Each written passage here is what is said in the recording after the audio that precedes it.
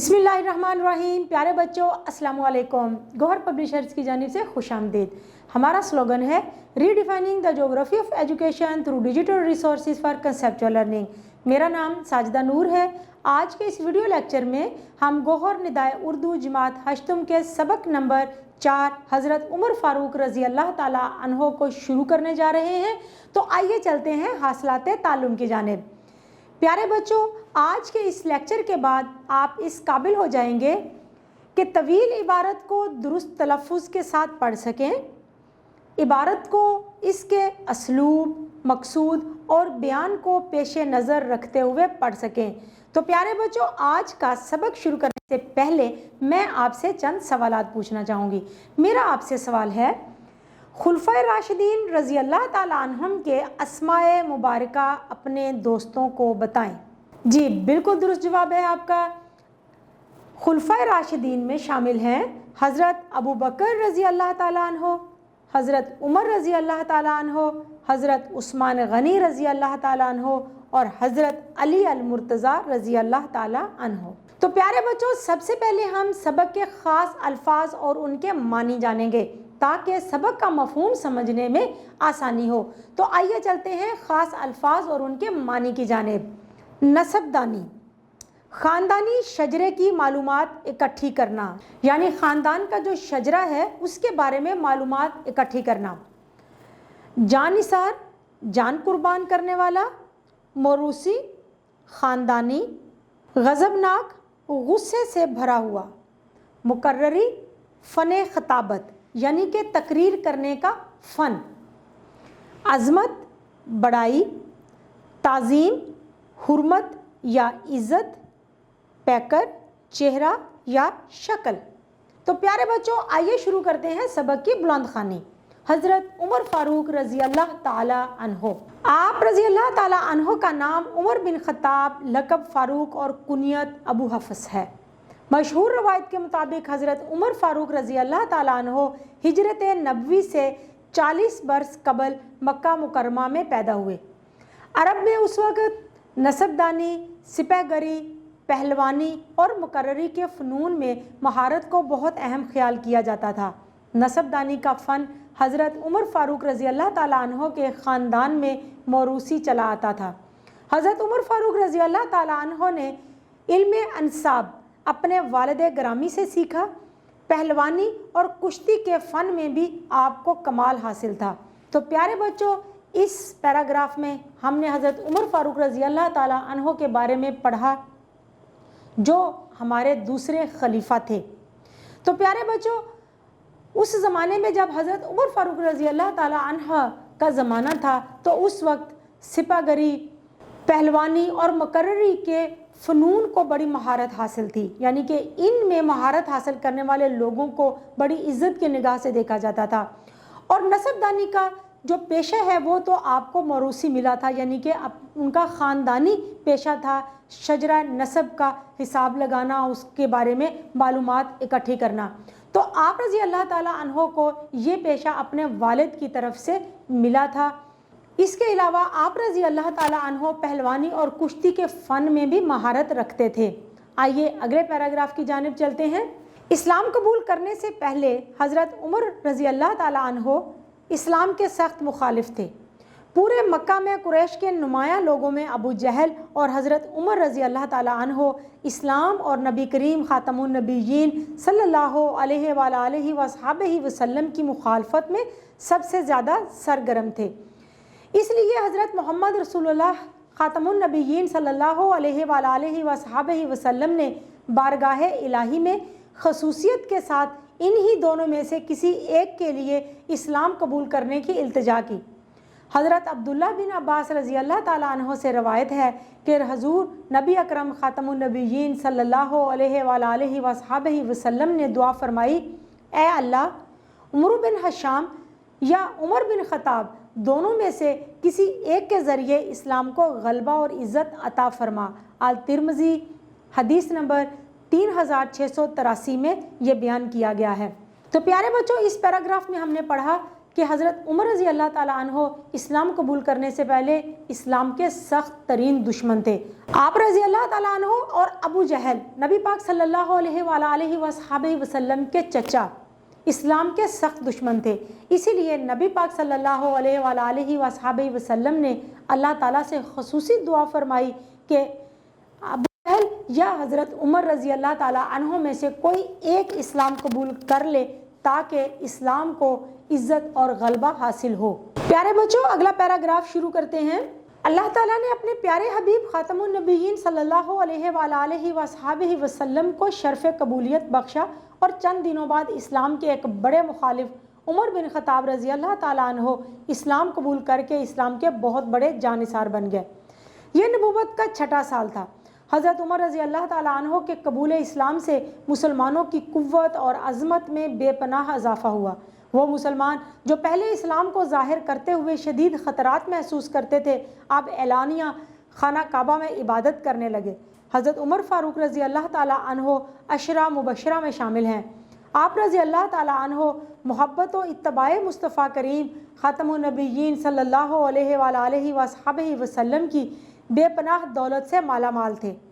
حضرت عمر رضی اللہ تعالیٰ عنہ آپ خاتم النبیین صلی اللہ علیہ وآلہ وصحبہ وسلم کے ہر حکم کی تعمیل اور آپ خاتم النبیین صلی اللہ علیہ وآلہ وصحبہ وسلم کے ہر فیصلے کی تعظیم و توقیر کا حد درجے اہتمام کرتے تھے۔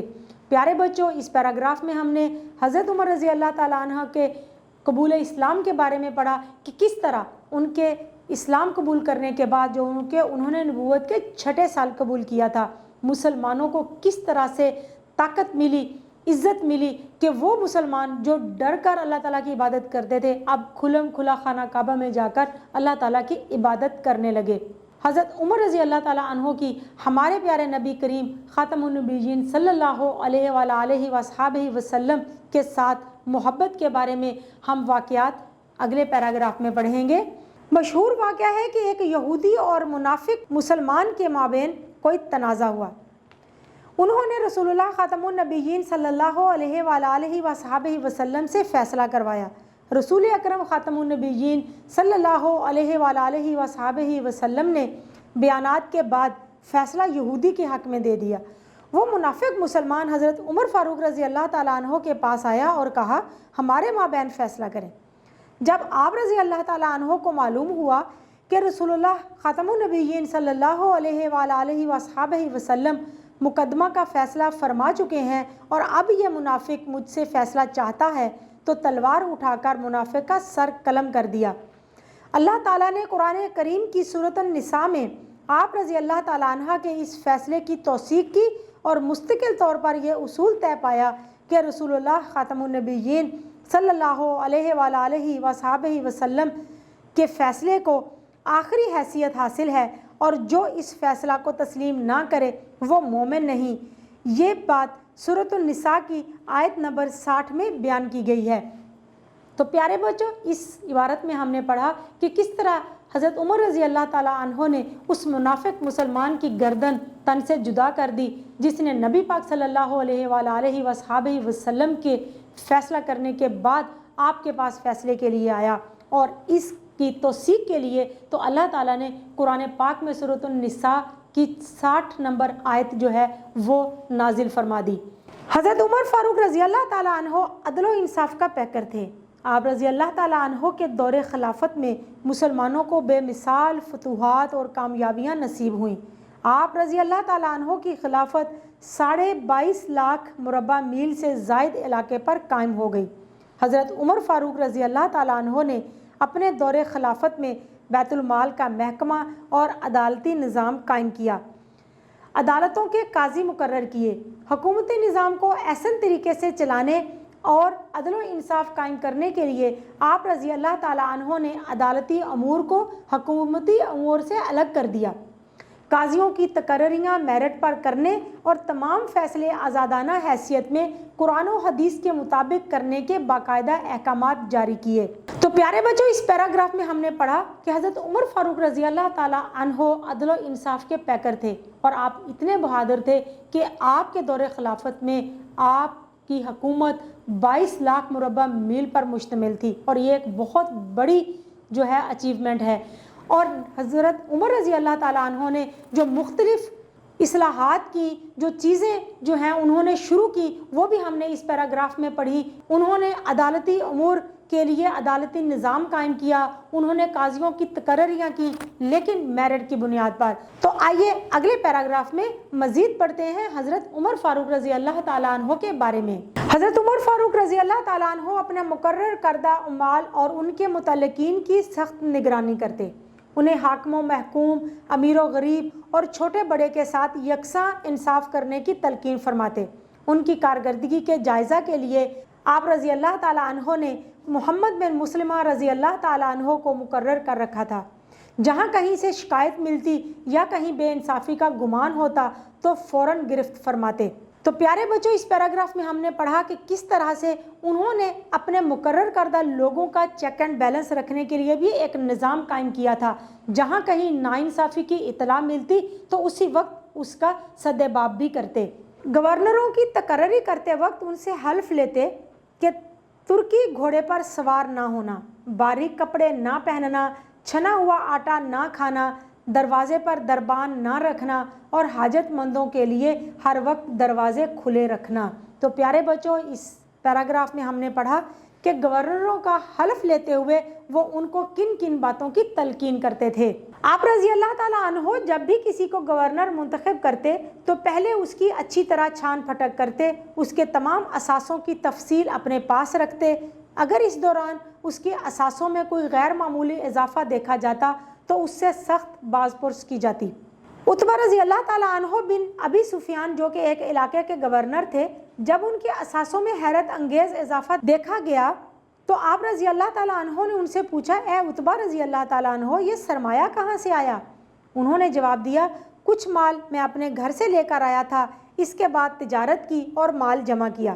حضرت عمر رضی اللہ تعالیٰ عنہ نے سختی سے فرمایا، میں نے تمہیں گورنر بنا کر بھیجا تھا، تاجر بنا کر نہیں۔